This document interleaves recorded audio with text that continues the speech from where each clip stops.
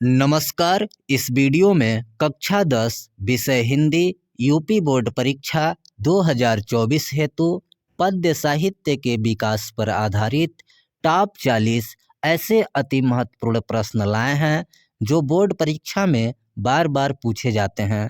दोस्तों, अगर आप इन प्रश्नों को तैयार कर लेते हैं तो यहाँ से बोर्ड परीक्षा में 5 अंक आपके कंफर्म हो जाएंगे। तो चलिए शुरू करते हैं। सभी प्रश्न परीक्षा की दृष्टि से महत्वपूर्ण है, ध्यान दीजिएगा। पहला प्रश्न पूछता है, कामायनी किस युग की रचना है? तो दोस्तों, कामायनी विकल्प सी छायावादी युग की रचना है। एक प्रश्न और बनता है, कामायनी किसकी रचना है? तो दोस्तों याद रखिएगा, कामायनी जयशंकर प्रसाद जी की रचना है। और यहाँ पर एक प्रश्न और बनता है कि कामायनी किस विधा की रचना है? तो दोस्तों, कामायनी महाकाव्य विधा की रचना है। यह प्रश्न इम्पॉर्टेंट है, इसलिए यह तीनों आप जान लीजिए कि कामायनी छायावादी रचना हो गई, कवि जयशंकर प्रसाद हो गए, और कामायनी की विधा महाकाव्य है, याद रखिएगा। दूसरा प्रश्न, निम्नलिखित में से प्रयोगवादी कवि कौन है? इनमें से प्रयोगवादी कवि कौन है? तो दोस्तों, अज्ञेय विकल्प सी प्रयोगवादी कवि हैं। इन्हें प्रयोगवाद का प्रवर्तक भी माना जाता है। तीसरा प्रश्न कहता है, निम्न में से हिंदी खड़ी बोली का प्रथम महाकाव्य है।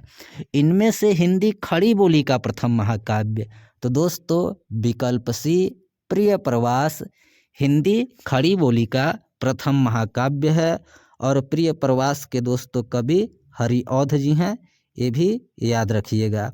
एक प्रश्न यहाँ पर देख लीजिए कि हिंदी का प्रथम महाकाव्य कौन है? अगर पूछा जाए हिंदी का प्रथम महाकाव्य कौन, तो दोस्तों हिंदी का प्रथम महाकाव्य पृथ्वीराज रासो है। और हिंदी खड़ी बोली का प्रथम महाकाव्य प्रिय प्रवास है, ध्यान रखिएगा। चौथा प्रश्न, लोकायतन कृति के रचयिता कौन है? लोकायतन, तो दोस्तों लोकायतन सुमित्रानंदन पंत जी की रचना है, याद रखिएगा। प्रश्न 5, रामधारी सिंह दिनकर किस युग के कवि हैं? दिनकर जी किस युग से संबंधित कवि हैं? तो इसका सही हो जाएगा दोस्तों विकल्प डी, रामधारी सिंह दिनकर जी प्रगतिवादी युग के कवि हैं। प्रश्न 6, अनामिका कृति के रचनाकार कौन है? अनामिका, तो दोस्तों अनामिका निराला जी की रचना है, विकल्प सी सूर्यकांत त्रिपाठी निराला। देखिए यहाँ पर जो भी प्रश्न आपके सामने आ रहे हैं यह मोस्ट इम्पॉर्टेंट है, इन्हें आप ध्यान रखिएगा। श्रृंगार लहरी ग्रंथ के रचयिता हैं श्रृंगार लहरी। श्रृंगार लहरी दोस्तों जगन्नाथ दास रत्नाकर जी की रचना है, श्रृंगार लहरी। प्रश्न 8 पूछता है कि रीतिकाल का एक अन्य नाम है। रीतिकाल का और क्या नाम है दोस्तों? तो रीतिकाल को श्रृंगार काल भी कहा जाता है, रीतिकाल श्रृंगार काल। प्रश्न 9, उर्वशी कृति के रचयिता कौन है? उर्वशी, तो दोस्तों उर्वशी रामधारी सिंह दिनकर की प्रसिद्ध रचना है, उर्वशी रामधारी सिंह दिनकर जी। प्रश्न संख्या 10, रामचंद्रिका के रचयिता कौन है? रामचंद्रिका, दोस्तों रामचंद्रिका के रचयिता रीतिकाल के महत्वपूर्ण कवि केशव दास जी हैं। प्रश्न 11, हारे को हरिनाम कृति के रचनाकार हैं। हारे को हरिनाम, दोस्तों यह हारे को हरिनाम रचना रामधारी सिंह दिनकर जी की काव्य रचना है, हारे को हरिनाम। प्रश्न 12 पूछ रहा है, महाकवि भूषण किस काल के कवि हैं? भूषण किस काल के कवि हैं? तो दोस्तों भूषण रीतिकाल के कवि हैं। और भूषण रीतिकाल में एकमात्र ऐसे कवि हुए जो वीर रस की रचनाएं लिखते थे। प्रश्न 13, रीति सिद्ध काव्यधारा के प्रतिनिधि कवि कौन हैं? रीति सिद्ध काव्यधारा के, तो दोस्तों रीति सिद्ध काव्यधारा के प्रतिनिधि कवि बिहारी लाल जी हैं, याद रखना है। प्रश्न 14, छायावादी काव्य की प्रमुख विशेषता है। इनमें से कौन सी प्रमुख विशेषता छायावादी कविता की है? तो यहाँ पर सही उत्तर विकल्प डी होता है, प्रकृति का मानवीकरण। यह छायावादी काव्य की प्रमुख विशेषता है। देखिए छायावादी काव्य का ही देन है मानवीकरण अलंकार, तो प्रकृति का मानवीकरण सही उत्तर है। प्रश्न 15, आनंद कादिंबनी किस युग की पत्रिका है? तो दोस्तों आनंद कादिंबनी संपादक हैं प्रेमघन जी। प्रेमघन का पूरा नाम बद्री नारायण चौधरी प्रेमघन, और यह दोस्तों भारतेंदु युग की पत्रिका है, याद रखिएगा। प्रश्न 16, यामा काव्य ग्रंथ के रचयिता हैं। यामा सबको पता होगा दोस्तों, यामा महादेवी वर्मा की काव्य रचना है। प्रश्न 17 देखिए, भवानी प्रसाद मिश्र की रचना है। इनमें से कौन सी रचना भवानी प्रसाद मिश्र की है? तो यहाँ सही उत्तर विकल्प डी, गीत फरोश भवानी प्रसाद मिश्र जी की रचना है। प्रश्न 18, आंसू के रचनाकार हैं। आंसू दोस्तों, आंसू, झरना, लहर, यह सब जयशंकर प्रसाद जी की रचनाएं हैं। प्रश्न 19, राम की शक्ति पूजा के रचनाकार हैं। राम की शक्ति पूजा इम्पॉर्टेंट रचना है।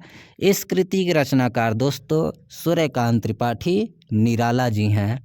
राम की शक्ति पूजा। प्रश्न 20, राष्ट्र कवि की उपाधि से सम्मानित कवि हैं। इनमें से किस कवि को राष्ट्र कवि की उपाधि प्राप्त है? तो दोस्तों मैथिली शरण गुप्त राष्ट्र कवि की उपाधि से सम्मानित कवि हैं।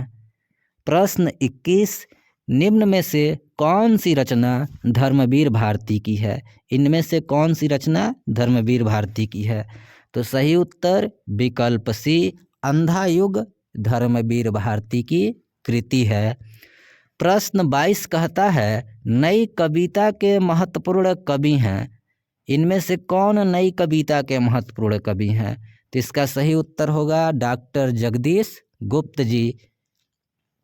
प्रश्न 23 देखिए, रीतिकाल से संबंधित रचना है, यानी किस रचना, कौन सी रचना रीतिकाल में रचित हुई? तो दोस्तों यहाँ जो विकल्प बी है बिहारी सतसई, यह रीतिकाल से संबंधित रचना है और इसके कवि बिहारी लाल जी हैं। प्रश्न 24, द्विवेदी युग में लिखी गई रचना है। इनमें से कौन सी रचना द्विवेदी युग में लिखी गई? तो दोस्तों जो विकल्प डी है प्रिय प्रवास, यह द्विवेदी युग की महाकाव्य हैं। इससे पीछे भी प्रश्न आया था। प्रिय प्रवास के कवि कौन हैं? हरिऔध जी हैं। और दोस्तों एक चीज़ याद रखिएगा कि प्रिय प्रवास हिंदी खड़ी बोली का प्रथम महाकाव्य है। प्रश्न 25, इनमें से रीतिमुक्त कवि हैं। इनमें से कौन सा कवि रीतिमुक्त काव्य धारा का है? तो विकल्प डी घनानंद जी रीतिमुक्त कवि हैं। प्रश्न 26, नई कविता युग की रचना है। इनमें से कौन सी रचना नई कविता युग की है? तो दोस्तों खुशबू के शिलालेख, विकल्प ए खुशबू के शिलालेख, यह नई कविता युग की रचना है। प्रश्न 27, भारतेंदु हरिश्चंद्र द्वारा संपादित पत्रिका है। इनमें से कौन सी पत्रिका का संपादन भारतेंदु हरिश्चंद्र ने किया? तो विकल्प सी सही है दोस्तों, कवि वचन सुधा, इसके संपादक भारतेंदु हरिश्चंद्र। कवि वचन सुधा के अलावा हरिश्चंद्र चंद्रिका और बाला बोधनी, ये दोनों पत्रिका का संपादन भी भारतेंदु हरिश्चंद्र ने किया था। प्रश्न 28 देखिए, छायावादी काल की अवधि है। छायावाद का समय अवधि है। तो दोस्तों सन 1919 से लेकर 1938 तक का समय छायावादी काल के नाम से जाना जाता है। प्रश्न 29 देखिए, इनमें से छायावादोत्तर कवि हैं। देखिए जो छायावाद के बाद का समय है सब छायावादोत्तर कहलाता है, छायावाद के बाद का। तो दोस्तों छायावादोत्तर कवि कौन है? अज्ञेय जी हैं, विकल्प भी सही है। 29 के बाद 30, निम्न में से कौन सी रचना भारतेंदु युग की है? तो दोस्तों विकल्प बी प्रेम माधुरी भारतेंदु युग की रचना है और इसके रचनाकार खुद भारतेंदु हरिश्चंद्र जी हैं। प्रश्न 31 कहता है, नई कविता काव्य संकलन के संपादक थे? नई कविता, तो दोस्तों यहाँ सही उत्तर विकल्प डी हो जाएगा, डॉक्टर जगदीश गुप्त। एक नाम और याद रखिएगा, राम स्वरूप चतुर्वेदी। डॉक्टर जगदीश गुप्त और राम स्वरूप चतुर्वेदी, ये दोनों नई कविता काव्य संकलन के संपादक थे।